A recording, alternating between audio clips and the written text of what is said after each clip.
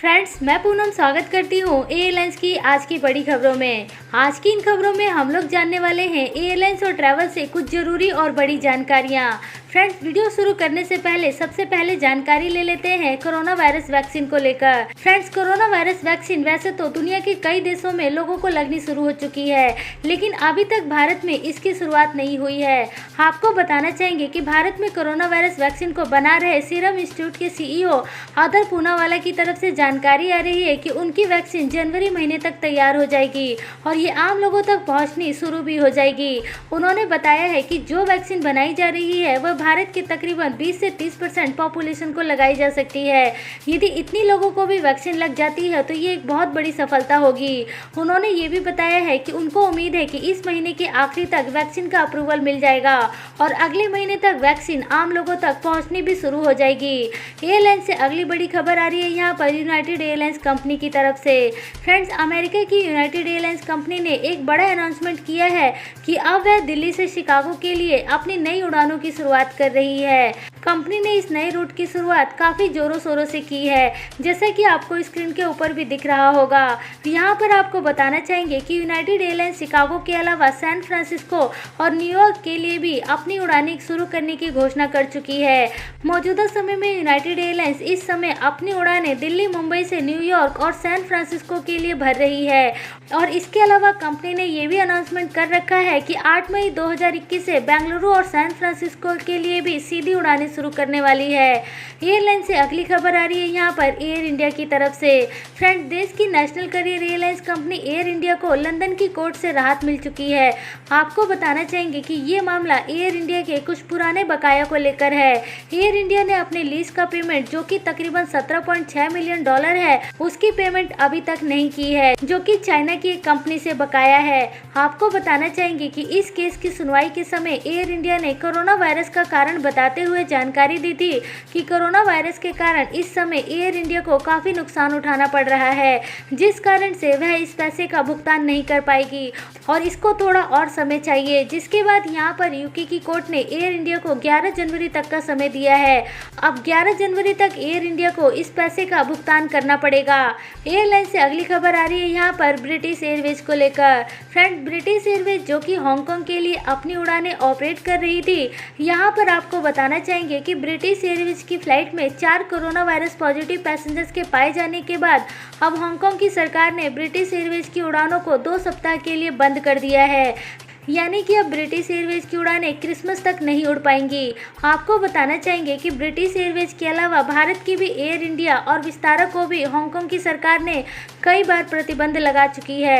Air India के ऊपर अब तक हांगकांग की सरकार ने 4 बार प्रतिबंध लगा दिया है, क्योंकि हांगकांग की सरकार का ये नियम है कि यदि फ्लाइट में कोरोना वायरस पॉजिटिव पैसेंजर्स पाए जाते हैं तो उस एयरलाइंस कंपनी की उड़ानों को 15 दिन के लिए बंद कर दिया जाएगा।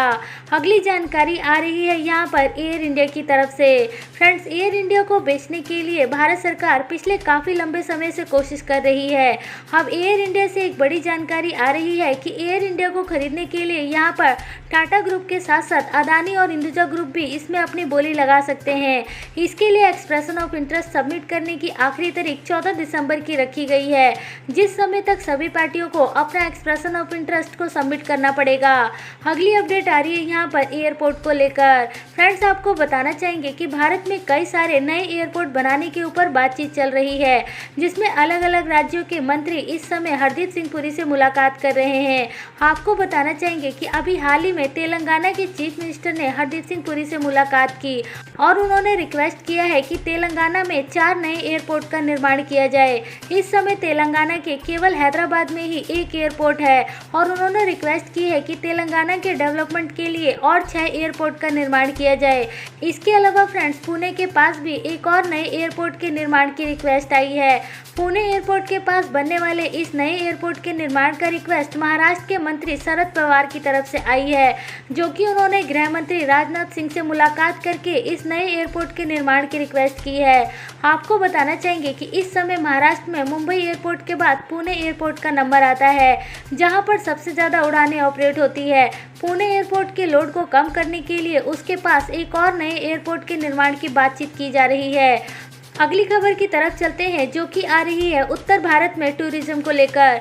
ठंडी के मौसम में बहुत सारे लोग मनाली और कश्मीर में स्नोफॉल के लिए घूमने जाना पसंद करते हैं।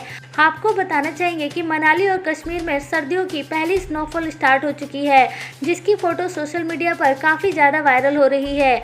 इस समय कोरोना के कारण बहुत कम लोग ही ट्रैवल करना पसंद कर रहे हैं, लेकिन अब जैसे जैसे टूरिज्म सेक्टर ओपन हो रहा है, लोग गोवा और दूसरे ट्रैवल डेस्टिनेशन पर जाना शुरू कर चुके हैं।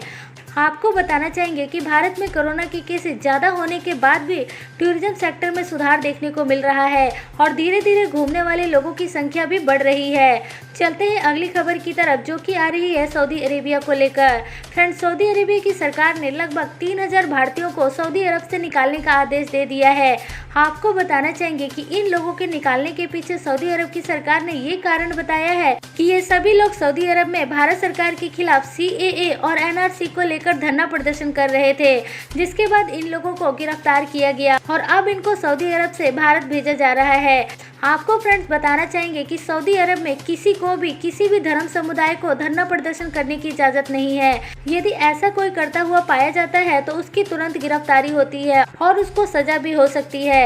गिरफ्तार किए गए लोगों में से बहुत सारे लोगों को सऊदी अरब के इस नियम के बारे में पता नहीं था और अब उनको गिरफ्तार होने के बाद काफी पछतावा हो रहा है, क्योंकि कोरोना के इस मुश्किल समय में जहां पर सब लोग सऊदी अरब जाना चाहते हैं, वहीं अब इन लोगों को सऊदी अरब से वापस इनको भारत आना पड़ रहा है। चलते हैं अगली खबर की तरफ जो कि आ रही है दिल्ली एयरपोर्ट को लेकर।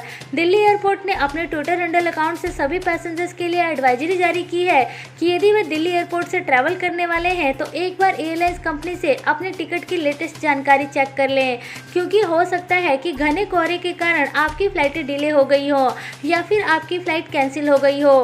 तो आप एयरपोर्ट पहुंचने से पहले एक बार एयरलाइंस कंपनी से अपने टिकट की जाँच कर लें। फ्रेंड्स, आपको बताना चाहेंगे कि मौजूदा समय में यदि आप उत्तर भारत के किसी भी एयरपोर्ट पर ट्रैवल करने वाले हैं तो आपको इस तरीके की समस्या देखने को मिल सकती है, जहां पर घने कोहरे के कारण आपकी फ़्लाइट या तो कैंसिल हो जाए या फिर फ्लाइट डिले हो सकती है। इसके लिए आप एक बार एयरपोर्ट पहुंचने से पहले एयरलाइंस कंपनी से अपने टिकट का स्टेटस अवश्य ही चेक कर लें। फ्रेंड्स, एक ज़रूरी सूचना, यदि आप एविएशन सेक्टर से जुड़ी हुई जॉब और दूसरी जानकारी से अपडेट रहना चाहते हैं तो आपके लिए एक बहुत ही अच्छा ऐप आया है, जिस ऐप का नाम मैप है।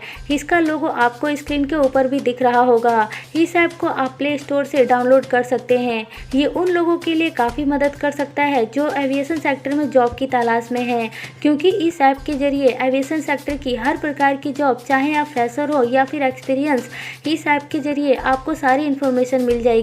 इस ऐप को डाउनलोड करने का लिंक आपको वीडियो के डिस्क्रिप्शन बॉक्स में मिल जाएगा। तो फ्रेंड्स, ये थी आज की एयरलाइंस की दिन भर की कुछ जरूरी और बड़ी खबरें। ऐसी और खबरें देखने के लिए चैनल को जरूर सब्सक्राइब कर लें और बेल आइकन को दबाना बिल्कुल ना भूलें, ताकि आपको हमारे द्वारा दी गई लेटेस्ट जानकारी वाली वीडियो सबसे पहले मिल सके।